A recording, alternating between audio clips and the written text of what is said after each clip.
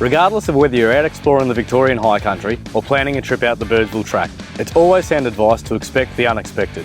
Heat affects the sand, rain affects clay and rocks, making for unpredictable and unstable conditions. It doesn't matter whether you fitted your car out with a winch or you're just planning on going and exploring some of the local tracks with your mates. So let's start by having a look at one of the most common pieces of equipment, and that's the snatch strap. A snatch strap is a woven nylon strap that we use to connect two vehicles in a recovery.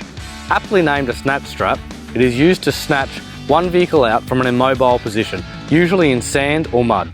So our snatch straps are designed with an element of stretch in them, and the purpose of this is that while the recovery vehicle drives away, the shock load is dampened as the energy is transferred from the recovery vehicle to the immobilised vehicle.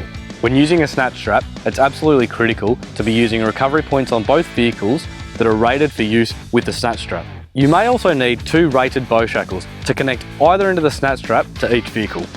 For extra safety, we also recommend always hanging a recovery dampener over the strap during recovery. And it's always good practice to have UHF in both vehicles so the drivers can talk to each other. It's always critical to understand when setting up a recovery to never step over a live strap or cable once the two vehicles are connected. And when thinking about onlookers, it's really important to ensure that everybody is at least 1.5 to 2 times the length of the strap away from the recovery, preferably to the sides rather than to the front or rear of the vehicle. When you're laying out your strap, it's imperative to make sure that the strap has no kinks or twists in it. And between recoveries, always allow some time for the strap to reset, as continual overuse can leave the strap becoming less and less effective. Now, when you walk into your local ARB store, you're going to find yourself a range of snatch straps of different sizes, from 8, 11 and 15,000 kilograms. So which one's the right one for you?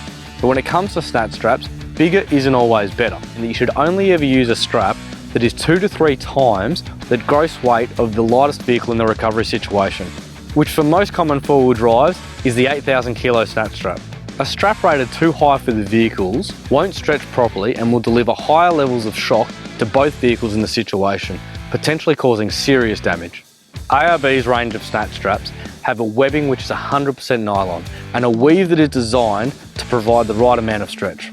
Within a recovery situation, the snatch strap is also designed to be the weakest link, as if any component does fail, the snatch strap is the least likely to cause personal injury or car damage.